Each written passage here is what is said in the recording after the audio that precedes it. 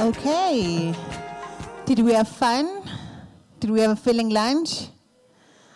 Did we like the experience outside? Can we give it a round of applause? So I'm going to confess, I had a bit of a FOMO. One, I got there and I thought, I could be part of this WhatsApp group, but I don't have data.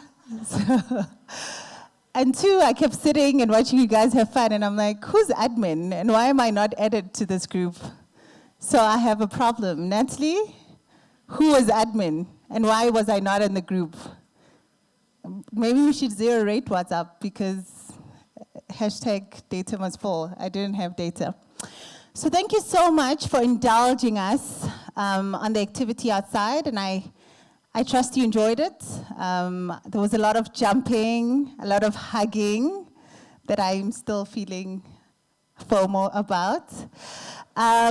But to just cue in the performance that was outside, Natalie, Dr. Natalie Dixon will then come and give us a presentation about what the entire performance outside was about. But just to give a context, in our hyper-connected world, we are virtually connected to an unprecedented amount of people, and yet feelings of loneliness are growing due to lack of human physical touch. So what we did outside is called Our Space, and is a participatory performance that zoomed in on the virtual and the physical space between people, their online and offline identity and social encounters, which sort of reminds me about an article I read a few weeks ago that in Asia, they are a certain country in Asia that I will not name, the growing amount of men over 30 that are still virgins, and that they're not, the nation is not producing. And so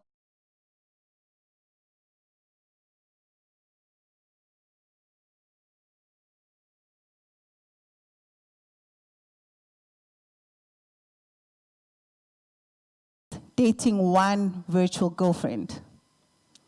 And this guy would go on double dates with his real friends and his virtual girlfriend. And it sort of made me think, well, that minuses the amount of money you have to spend on this date, number one, and the drama of the girlfriend and the PMS drama that you don't have to deal with. But unfortunately, it creates a lonely space, because as humans, we do need physical interaction. And as our government is talking about the fourth industrial revolution and robotics and virtual this and virtual that, it sort of makes you think, how often do we actually speak to the people we send emails to? How often do you pick up the phone or say, hey, Natalie, can I rather just meet up with you for coffee? So we hide behind our regards and sincerely in our email addresses, but that tends to be lonely. I won't say much because I'm not an expert. I will let Natalie diverge into it. Can we give Dr. Natalie Dixon a round of applause?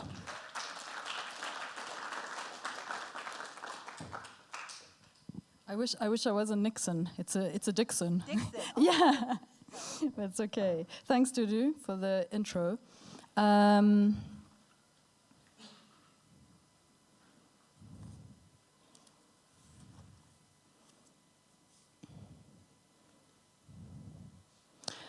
I once read a story by the American novelist H.P. Lovecraft, and he wrote about a village completely consumed by fear. And the villagers couldn't quite work out what it was they feared exactly. They just knew it was hideous. So sometimes they would call it a snake, sometimes a giant, a thunder devil, and a bat, and a vulture, and even a walking tree. And what this horror story reminded me of is that fear can move like a contagion, a paranoid spread that makes us kind of crazy. The story also resonates with me because of my particular academic interest, which is in how fear and paranoia circulate in neighborhood WhatsApp groups. These are groups formed by neighbors to securitize their neighborhoods, and it's very popular in the Netherlands, in cities like London, and also here in South Africa. And what I see emerging is a culture of very intimate suburban surveillance. Now, as a test, I would like to know, is anybody here part of a neighborhood WhatsApp group? Okay. My interest in this surveillance forms part of a much broader narrative and academic project about emotions and their mediation through mobile phones, and the implications this has for relationships of power. And this is part of an even bigger knowledge project about how concepts of the social can be brought to a wider audience through creative means like documentary making outside of the academy, in order to reflect on the ways we use media, our media practices. So this brings me to the project that I'm working on with Clastine van der Sandskoop, titled Good Neighbors, which is an interactive documentary in the making. It's about how neighbors watch each other and what this means for social cohesion. Our partnership actually exemplifies a very vibrant interdisciplinary union. Clastine is an interactive artist, and I'm an academic working in media. And what you saw outside, maybe you experienced it. Were you guys part of the performance? It was kind of fun, right?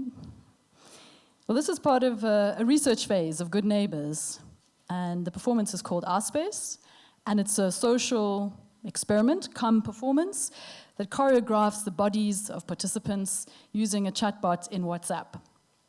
And the performance is meant to test the boundaries of space. You might have seen this yellow line that forms a square around the space. And of course, it provokes and makes us reflect a little bit on what we claim as ours, and what is our space, really, and how do we land up moving within those borders. It's a very productive way, I think, to reflect on seemingly normalized ways of doing things in virtual social networks, like following or zooming or pinching, and to highlight the embodied experience of these media practices. But you might ask me, so what do neighborhoods and WhatsApp and Our Space have to do with the theme of this year's Fakugezi festival, Own Your Force? How do we relate concerns of economies of communication, the creative industry, and the micro-worlds of neighborhood WhatsApp groups? Perhaps our first concern should be directed at the ways that suburban spaces are now being configured or reconfigured as places of inclusion for some people and places of exclusion for others through communication technology. Indeed, this isn't just any technology. It's encrypted. It's a communication app whose origins and operations are based 17,000 kilometers from here in Silicon Valley. This might lead us to more pressing questions about how those same spaces can be claimed or reclaimed productively. And what roles do academics like myself and artists like Clastine have in this process? Do I have a clicker? Is this the clicker? And any button. Okay. So we're embarking on a new project to create our interactive documentary using chatbot technology to provoke new questions about how city spaces are influenced by neighborhood watch groups. To provide some context, in the Netherlands there are about 10,000 registered WhatsApp groups. So there's a website, you go register your neighborhood, and you get this sign. So this is a real sign. This is just outside of Amsterdam. And what it signals to people as you enter the neighborhood is that the neighbors are watching you. If there are 10,000 groups, and of course there are many that are not registered, there are approximately 2 million people in neighborhood WhatsApp groups in the Netherlands. Also, in a city like Amsterdam, where I live, the police will send you a letter when you move in, and they will ask you to join your local WhatsApp group. So it's pretty formalized. Clastine, as it turns out, has been doing research into many aspects of these Dutch groups, while I was busy with a 3-year-long ethnographic study here in Johannesburg on a WhatsApp group. I was very interested in how, through these groups, fears and paranoia seem to gather value, sticking to certain figures, most especially that of the stranger. Now, strangers are, according to the feminist theorist Sarah Ahmed, not just people we can't recognize, but rather they're formed ahead of any encounter with them through various discourses and techniques. As artist and academic, we are curious about how discourses generated on neighborhood WhatsApp groups can produce the figure of the stranger as having particular traits or bodily dispositions. And by this I mean ways you walk, ways you talk, how you eat.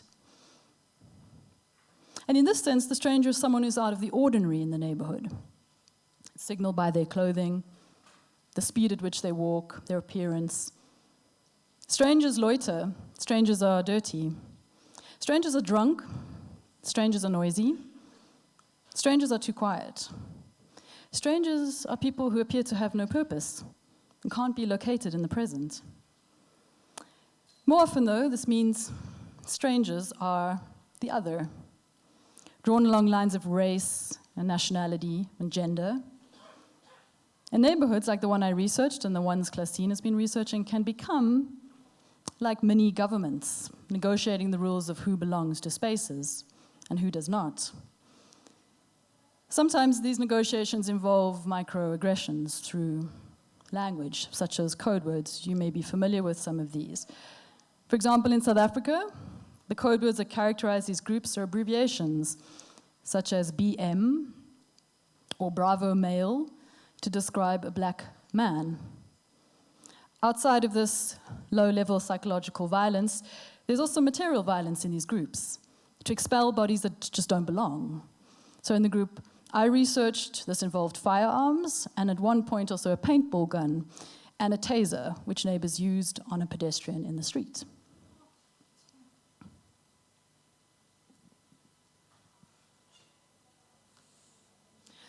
You know, fuck you, all of you.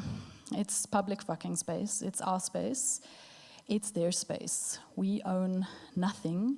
Even the houses we live in are stolen, so stop whining, stop being a damn creep, and taking pictures of people doing things that are none of your business.